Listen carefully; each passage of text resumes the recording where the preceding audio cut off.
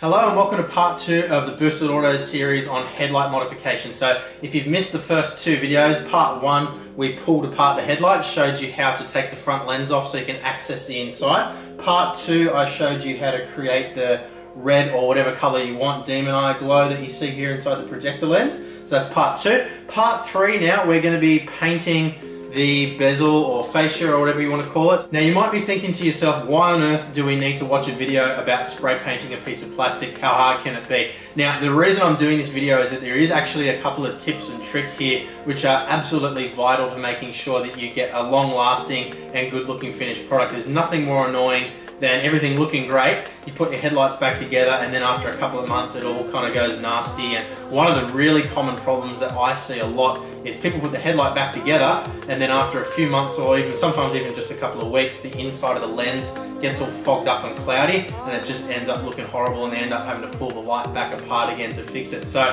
what I'm going to show you in this video is how to avoid all those kinds of problems. So look, let's get cracking on it. So the first thing that we need to understand is the different types of paints and how to prepare the surface. So my philosophy when doing this kind of job is always try to choose a paint which is appropriate for what you're trying to do and for the surface that you're going to be painting, rather than trying to prepare the surface to suit the type of paint that you have laying around or the paint that you want to use. So in this case I'm going to be using Krylon, what's it called? Krylon Fusion for plastic, which is really good because it includes a plastic adhesion primer in as one of the components of the paint. Now I'm using a nice satin finish. I didn't want a gloss finish because it's going to be a matte finish on the car eventually. I just think that a satin finish inside the headlight looks a little bit classier. And then we've got some gloss red here as well. The aim is to try and paint this kind of area around the projector here red. Now I'm not sure exactly how that's going to go because I don't want to mask off the area and paint that red and then mask it and paint black on the rest of it, because I don't want to end up with a little tiny chrome gap in the middle. So what I'd be wanting to do is paint the whole thing black first and then mask off the black area and paint just the red area. What I'm concerned about is if the paint doesn't stick as strongly as I expect it to, when I peel the tape back off, it might take the paint with it. So what I'm going to do is I'm going to paint the whole headlights around.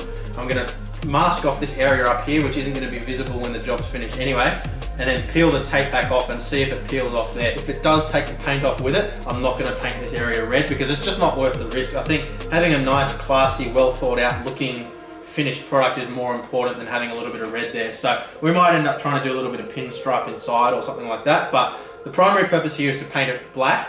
If I can get a little bit of red on there as well safely without ruining or compromising the finish, then I'll do so. So before we get into the actual painting process, what I want to do is just talk a little bit more about the paint. So I've seen a lot of talk online about using high temperature engine enamel and paints like that to paint the surface. Now the problem with that is that engine enamels and high temperature paints tend to continue to cure over a long period of time, and what that means is that there's gases being emitted out of the paint long after you've actually painted the surface. So in the context of a sealed environment like the inside of a headlight, what happens is that gas has nowhere to escape and it ends up forming a coating over the inside of the lens of your headlight, and that's what gives a lot of painted headlights that kind of fogged and bad looking finish over time. And sometimes it takes a couple of weeks to happen, sometimes it can take up to a year to happen, but inevitably if you don't let your paint cure properly before you put the headlights back together, it's going to be a problem for you. So what I like to do is paint it, let it sit for a full week before I even put the headlights back together, which is the reason why I've bought a second set of headlights to do this to. I can then swap them out and sell the old ones once I'm done.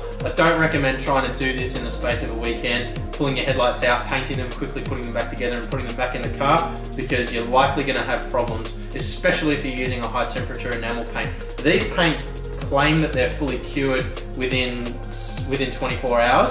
I'm not going to trust that. I'm going to let it sit for a full week before I even put the things back together, just because I want to make sure that we have the best possible finish and because I have the time to spare. We've got a whole lot of other wiring stuff which we've got to do before we can put these headlights in the car anyway, so I may as well let it cure properly in the meantime. So preparation wise, we clean the lenses with a microfiber towel, making sure that there's no fingerprints, smudges, spit from me talking, anything like that.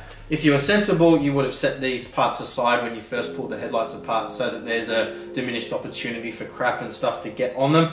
But in my case, I just need to give them a quick little clean up, make sure there's no dust, and then we will take them outside to paint. Okay, so make sure you give the paint a really good shake up first for at least a minute, which I've done now.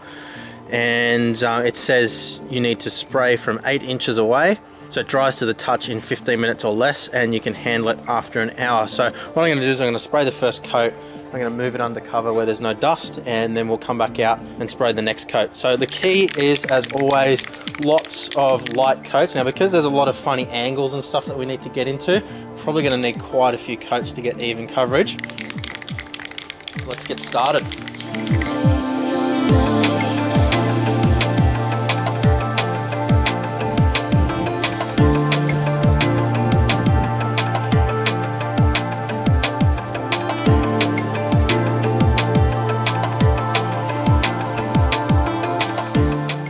That'll do for the first coat.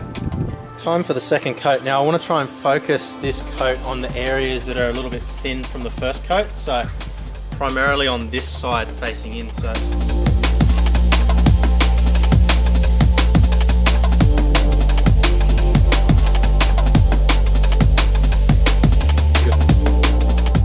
that'll do for the second coat. Probably looks like we're only going to need one more coat actually. I thought we might need up to 5, but I think 3 is going to be enough.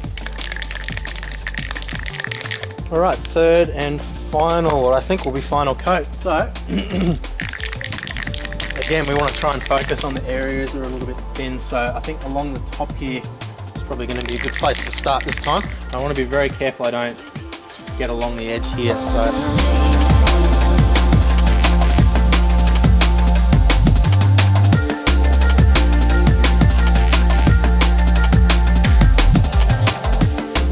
that should do it.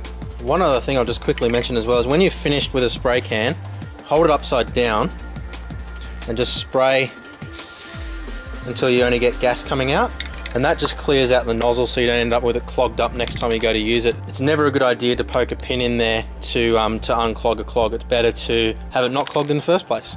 Okay guys, so you can see I've got both headlights open in front of me now. I've finished off the second one, installed the projector and painted the fascia as well. Now, you're probably wondering why isn't there any red on there. I know I said at the start of the video that I was going to be doing that sort of part on the side there red. What I did is I did actually do it, and I just wasn't happy with the way it turned out, to be honest. It wasn't that there was any problem with the job, but it just kind of looked a little bit cheap and tacky. So I decided to spray back over it black again. I only did it on the one side and everything's back to the way it was again. I think it's just going to be a nice classy finish with just the halos and the black lenses as it is. I looked also at doing like a switchback flexible LED strip around there for the parking globes or something like that as well, but I think it's just going to look tacky on these lights. There isn't really a clean place to put them in these lights that follows the natural sort of curves of the car or anything like that. It's going to look like it's just kind of stuck in there, so I'm going to leave it at that for the mods on these headlights. In case you are wondering how I masked it up to paint the different colors inside, I just used painter's masking tape.